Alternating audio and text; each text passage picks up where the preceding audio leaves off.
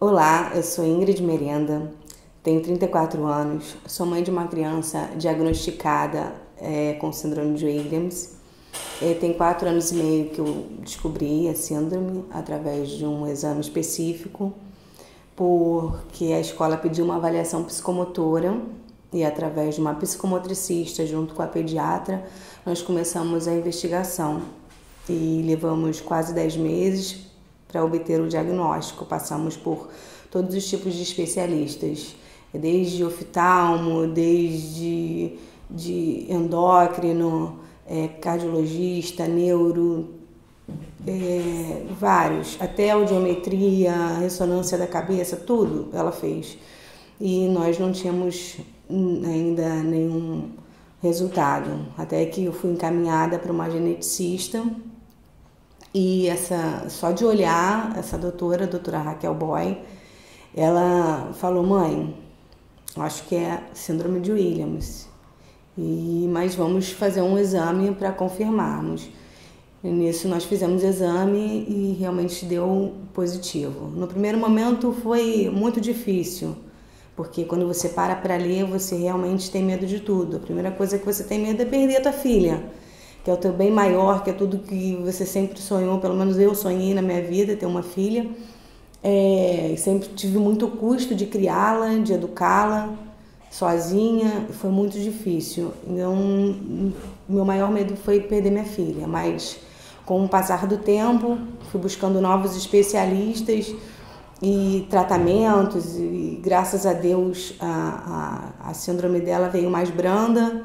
Ela não tem a cardiopatia e fomos evoluindo nesse tratamento junto com uma equipe multidisciplinar. E na escola a gente foi tentando buscar um melhor apoio. Tive muitas dificuldades, inclusive na questão escolar. Ela passou por várias escolas. Hoje eu acredito que eu tenho acertado, porque a proposta da escola está sendo muito boa, ela também está muito empolgada, apesar da grande dificuldade que ela tem, o fato dela estar empolgada ajuda muito, porque eles têm uma falta de atenção muito grande, muitas das vezes, um probleminha em casa que você passa, tira a atenção totalmente, uma falta até da presença familiar de um ente querido também afasta essa atenção dela. E então a escola, eu acredito que eu esteja bem servida nesse momento, né? Eu faço psicomotricidade, o psique com os movimentos. Então, a gente acaba trabalhando dentro da deficiência. A criança que tem a síndrome de Williams, ela tem a dificuldade com praxias finas, detalhes pequenos com as mãos e alguma prática de organização também no espaço, reflexos, então descer escada, subir, ou se organizar, a atenção. Então eu faço quando no caso crianças, a gente brinca fazendo brincadeiras, chamando a atenção e praticando todos esses desenvolvimentos. Agarrar bola, jogar bola, descer escada. A criança ela tem muita dificuldade no equilíbrio. Então, o ato de descer uma escada, ela tem que estar se organizando para se equilibrar, escrever, brincar de pinturas. Então, são todas práticas que a gente acaba desenvolvendo para a criança estar tendo a liberdade de praticar sem estar percebendo que está fazendo um tratamento, uma brincadeira. A síndrome de Williams ela é um pouco camuflada. A maioria das crianças ela acaba desenvolvendo a fala, a ser descontraída, ser espontânea, acaba desenvolvendo esse lado. Então vale a pena procurar um profissional e fazer todos os exames para identificar se há ou não.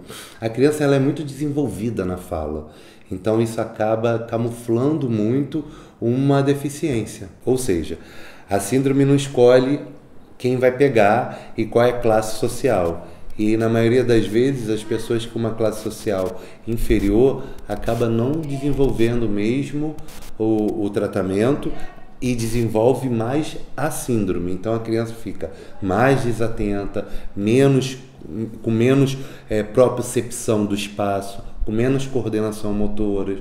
Ela acaba fazendo com que a deficiência dela aumente. E aí, isso que nós estamos buscando: informação e solução.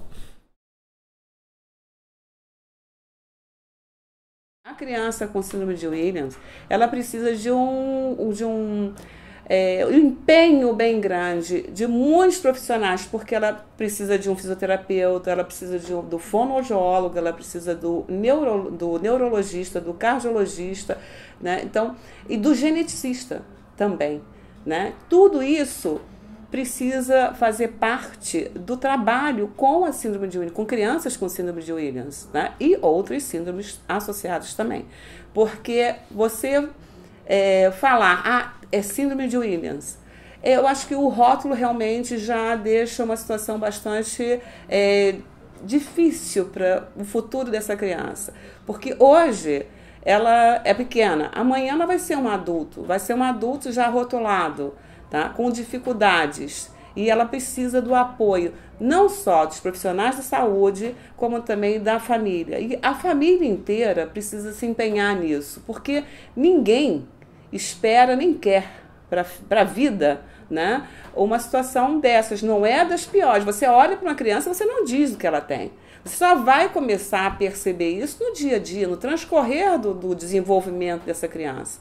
Tá? Então, ela vai ter dificuldades, ela não vai conseguir acompanhar o conhecimento, o aprendizado com outros amigos, ela vai começar a ser deixada um pouco de lado, sabe? Porque a fulaninha é assim, a fulaninha não consegue fazer isso, a fulaninha não consegue ler, o fulaninho não sabe fazer.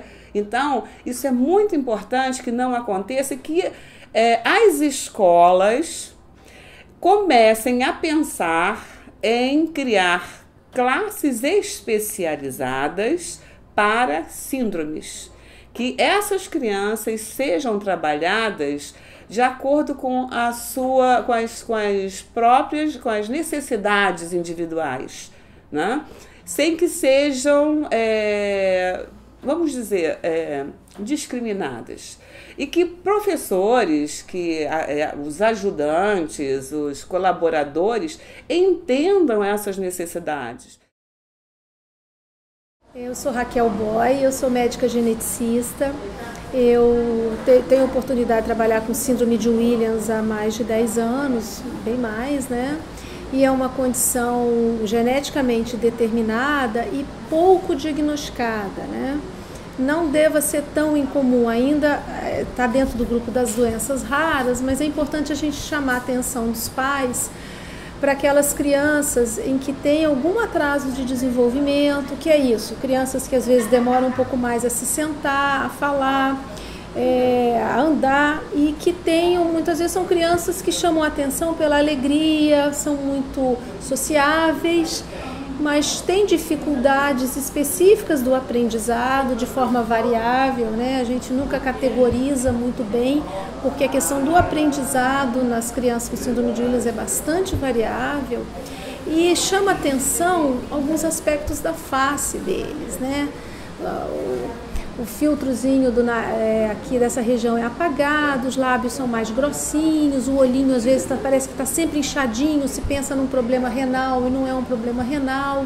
Muitas dessas crianças nascem com um probleminha no coração e são encaminhados pelo cardiologista, às vezes até de forma bastante cedo. Eles já estão preparados para esse reconhecimento, né, quando tem uma alteração cardiológica mais específica, que é a estenose aórtica supravalvar, né? Mas, mais do que isso, os próprios pais, às vezes, percebem que tem alguma coisa diferente com aquele bebê, né? Especialmente depois do primeiro ano de vida, a questão do atraso, algumas características faciais. São crianças lindas, mas são peculiares, né? Alguns são até bem parecidos com os pais, mas eles fogem um pouco, né? A tendência deles também é de serem um pouco menores, né? Terem algumas alterações que a gente precisa monitorar na parte do ponto de vista da endocrinologia, ou seja, do crescimento, da puberdade precoce, alguns probleminhas renais. Mas o que eu chamo mais atenção é a questão da estimulação. Por que a gente quer identificar precocemente a síndrome de Williams? Para que essas crianças sejam melhor cuidadas, né? Não só do ponto de vista médico, que eu gosto de dizer isso, que é um pedacinho da história, mas é da criança como um todo, né? Para ela estar melhor integrada na sua escola, a professora entender as dificuldades de aprendizado que muitas vão ter, em tópicos muito específicos. São crianças muito locais, capazes de pegar um microfone e cantar num palco, conheço algumas assim. No entanto, no aprendizado formal, elas já têm mais dificuldade e tem métodos que podem auxiliá-las. E tem a questão também do acompanhamento médico específico, né? E é importante ter essa consciência, então. Vai diminuir o sofrimento da família, vai melhorar o cuidado da criança, né? E aproximá-los mais da sociedade para dentro dessa diversidade que nós temos na nossa sociedade. Não, o plano de saúde não consegue pagar todos os tratamentos, inclusive deveriam, né, ter um fisioterapeuta preparado, deveriam ter um fono preparado, deveriam ter um psicólogo preparado, mas muitas das vezes a gente chega num fono, eles nunca ouviram falar na síndrome, ou ouviram falar quando estudaram, quando foram fazer a faculdade, e não se especializaram ou não tiveram nenhuma experiência com aquele tipo de situação. Então eu lutei muito para conseguir pelo plano uma fono, uma psicóloga. O fisioterapeuta até hoje eu não consegui, porque eu já passei por situações muito desagradáveis, constrangedoras com a minha filha. Então eu realmente tenho até buscado, mas está difícil, muito difícil. Sem contar que você tem uma quantidade limitada de tratamentos por anual. E não é o que a criança precisa. Ela precisa de fono 1 a 2 vezes na semana, fisioterapia 1 a 2 vezes na semana, uma psicóloga que seja 1 vez por semana. E outras coisas, a psicomotricidade que o plano não cobre, né? Então, até mesmo o próprio exame que sai o diagnóstico da síndrome, muitos planos não cobrem. Até no hospital público você não consegue. A dificuldade é muito grande porque o exame é um custo muito alto e o Estado não está preparado para isso, entendeu?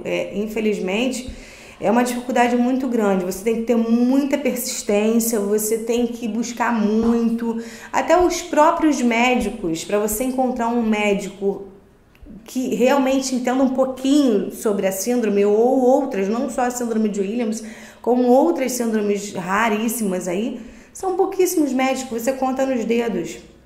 Infelizmente, eles não... Eu não posso generalizar, entendeu? Eu não posso generalizar, mas tem muitos médicos sem comprometimento nenhum. Isso torna a nossa vida muito difícil.